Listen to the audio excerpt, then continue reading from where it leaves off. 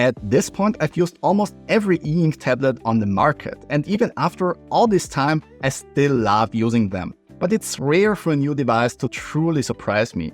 The daylight computer DC-1, however, did just that, at least when it comes to the display. But while the screen is impressive, the software leaves room for improvement, but more on that in a moment. Let's start with the hardware. Although it looks similar to e-ink at first glance, it's actually not. It's a different type of grayscale ePaper that promises a much quicker 60 Hz screen response and no ghosting whatsoever, all while still maintaining the paper-like look and feel and being usable in direct sunlight as well. However, unlike e-ink, the DC-1's display is not bistable. This means it can't retain an image when the tablet is in standby or turned off, something that's a hallmark of e-ink displays. Instead, it needs power to maintain any image, which is one of the trade-offs for its faster refresh rate and smoother performance. For that, the DC-1 uses a 10.5-inch LCD, or more precisely, a transflective LCD, that combines the benefits of transmissive and reflective displays. Without getting too technical, this approach uses a backlight only when necessary and otherwise relies on reflecting ambient light. While this technology isn't entirely new, the DC-1 applies it in a unique way with one key ingredient that makes the DC-1 stand out. Actually, there are a couple of things which I'll come back to in a moment. Let's start with the most important one, the viewing angle dependency. The DC-1 uses a special microstructure to diffuse light, so it scatters reflected light in many directions. This diffuses light effectively, making the screen appear brighter and less dependent on viewing angles. As you can see, it isn't completely gone, but they've managed to bring it down to a point where I can actually use the DC-1 indoors without having to think about how I tilt it to catch the light at the right angle. And as I said, if the ambient light isn't good enough, you can simply turn on the backlight, which looks incredibly good for ePaper, better than almost all front-lit e-ink devices when it comes to uniformity. Only if I want to be very nitpicky, I can detect a slight vertical brightness gradient that's even hard to spot when looking for it, and slight halos at the top of the screen. You can adjust the color temperature from cold white to amber, with daylight promising zero blue light emissions in the warm setting. Blue light on its own isn't harmful, but it's said to disturb our circadian rhythm when we're exposed to too much of it, especially before going to bed. And checking it with a light spectrometer, I can confirm that claim to be true. This, to my knowledge, is a first for an ePaper device. Every other device I've tested so far still emits blue light when switching to the warm orange light setting. Obviously far less than with the regular setting, but it's still there. So that's a unique selling point of the DC-1 that I haven't seen anyone else achieving yet. With roughly 1700 Kelvin, that light setting is also noticeably more orange than others in that space. The backlight itself generally improves readability incredibly well when the ambient light isn't bright enough. Just turn it up a little and you're good to go. With a maximum brightness of 50 nits, it's bright enough to comfortably use the tablet even when ambient lighting conditions are not ideal. The warm orange color setting maxes out at 26 nits, which is also fine because you typically dial down brightness anyways when using that one. And with a minimum brightness level of just 0.4 nits, its lowest brightness setting is ideal for comfortable use in complete darkness. So in short, this is without a doubt the most uncompromising transflective LCD I've seen so far. And without taking away from this impressive achievement, there are still things that aren't great when it comes to the screen. The most notable is definitely the grainy display texture. It looks like daylight added a laminated screen protector on top of the screen, which can't be peeled off and is meant to add a bit of paper-like feel.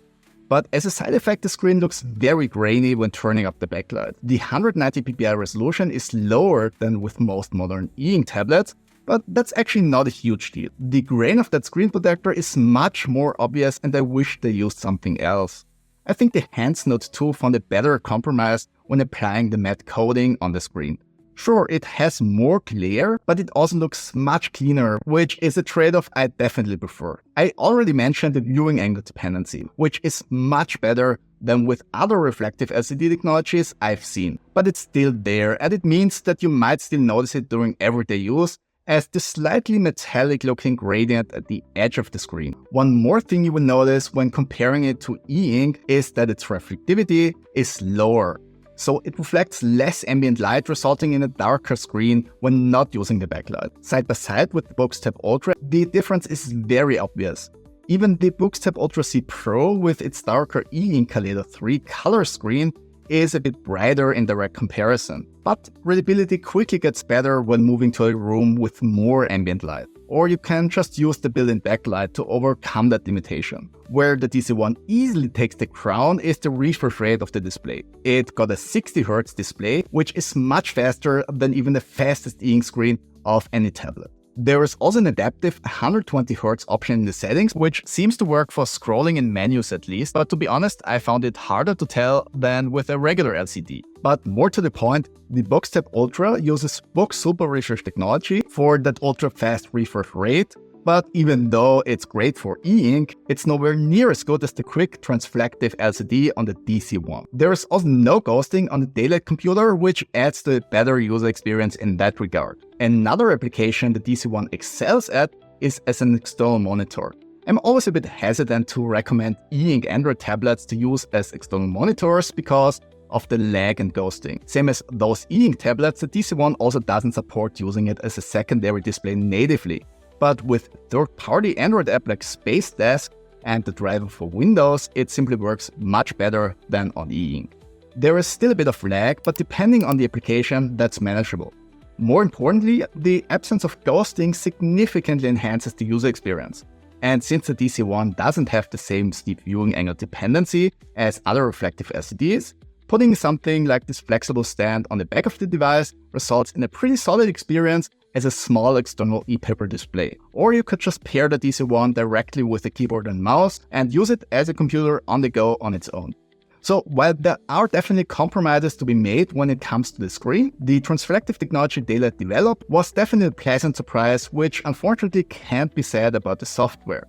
It's solid, but if I had to describe it in one sentence, I'd say that DC-1 feels like a first-generation product, which, to be fair, it actually is. But it's not very well optimized, and the hyper-focused user experience we get with e-ink tablets is missing. It mostly boils down to a pretty regular Android tablet user experience. The home screen uses Niagara Launcher for a minimalist look, though I personally switched to Nova Launcher for more customization options. The DC-1 runs Android 13, for which Daylight did adapt a few things slightly, like hiding the status bar at the top for a distraction-free user experience. Which I get why they did it, but I'd rather have the option to choose for myself. What I don't get, however, is why the DC-1 comes with so much bloatware if it's meant to reduce distractions. I've installed a couple of the apps you can see here myself, but many of them were already on here. Besides the third-party apps, there is a Daylight Reader app on here that needs you to register with the company before being able to use it. And after doing so, there are 3 documents on here pre-installed and not a lot of options to adapt anything. Using the app, you can make annotations with the stylus. There is Wacom pen support to do so, which is greatly appreciated, so you can use the included pen or any Wacom pen you'd like. But same as with the rest of the software, this implementation feels a bit unfinished. For example, there is no magnetic pen attachment, which makes this feel like an afterthought, because there is also no folio available right now where you could put the pen. The only option to carry it with you is separately or in the sleeping bag-like bag that comes with the tablet. Don't get me wrong, it actually looks and feels nice, but it's huge and not very practical for everyday use. But back to topic. There's a pre-installed Notes app called Note Shelf, which is a third-party app and not something that's optimized for the DC-1. It works fine, but lacks the specialized optimization seen in note-taking apps on many e-ink devices. There's a button on the side of the pen to use it as an eraser, but for some reason the eraser on top of the pen doesn't work with the app. What's definitely more convincing is the writing feel itself. Daylight did a great job with the paper-like writing feel and balanced it incredibly well for providing a bit of textured feel while not being too scratchy. Pen latency, on the other hand, is still work in progress, however, with impressively low pen latency in one specific app, but a not so great performance in any of the other apps I tested. The one app with the incredibly low pen latency is Concepts, which is a drawing app Daylight also showcases in one of the videos on their website.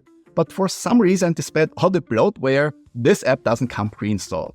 And what makes this worse is that the note-taking app that comes pre-installed doesn't have the same awesome latency. The Concepts app has a dedicated low latency mode, which works very well. I measured pen latency with only around 6 milliseconds with slower pen movement and up to 17 milliseconds with very quick pen movements. I suspect the difference is a result of how the app is enhancing latency, but either way, it's incredibly quick and on the lower end pretty much feels instant. But when it comes to the pre-installed Notes app or even Daylight's own Reader app, it's a completely different story with a latency of around 70 milliseconds, which is much slower and also not as great as the 20 to 30 milliseconds on many e-ink tablets. Oh, and funnily enough, with the Concepts app, you can also use the eraser on top of the pen. All of this highlights the DC-1's potential, though more work is needed to fully unlock the hardware capabilities. That's also highlighted by the solid mid-range MediaTek Helio G99 octa-core CPU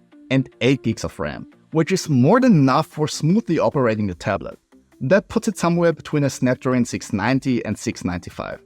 There is a built-in microphone and also stereo speakers at the bottom of the device. In addition to the volume rocker and power button, there are these two orange buttons, one on the side and one on the top.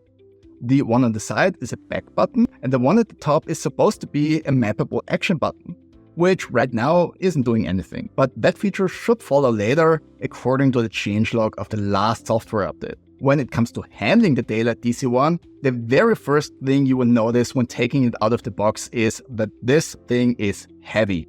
At 573 grams, it's heavier than its stated weight of 550 grams, which nowadays feels excessive for a 10.5-inch screen.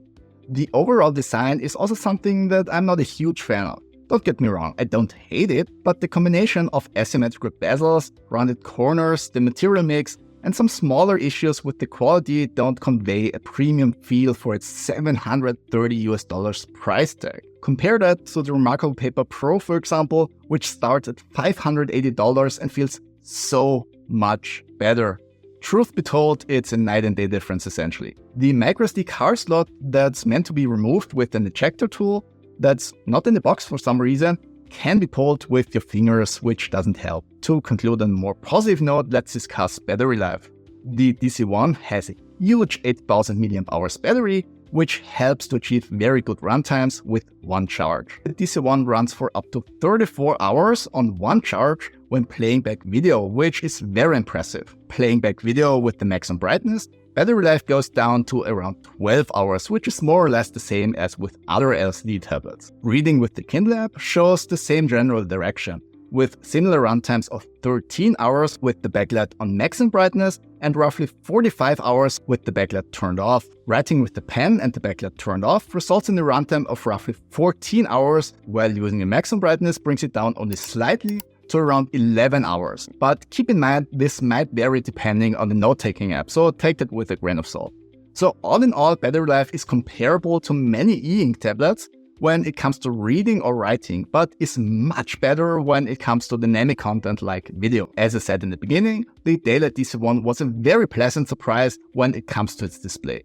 I wouldn't go as far as to call this better than e-ink because it really depends on the specific use case, but it's definitely usable indoors without too many compromises. Daylight did a great job with the screen technology, and I'm hoping they can refine it even further and at some point even add colors to the mix, because from what I'm seeing here, this actually has the potential to take its place besides e-ink. But there's also the other side of the DC-1 that isn't as convincing. In a lot of ways, the DC-1 to me feels like a Kickstarter product that falls short in the details. With Android 13, you get a lot of options for however you want to use the tablet, which, as you might know, I definitely appreciate.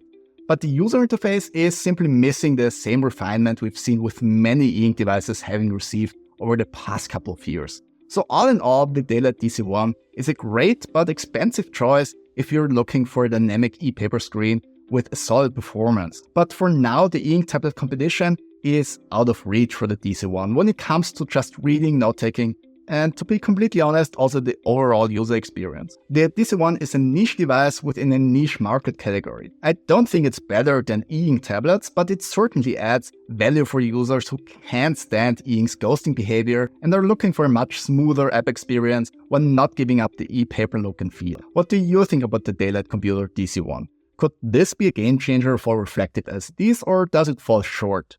Let us know in the comments below. Thanks for your time watching, and I'll see you in the next one.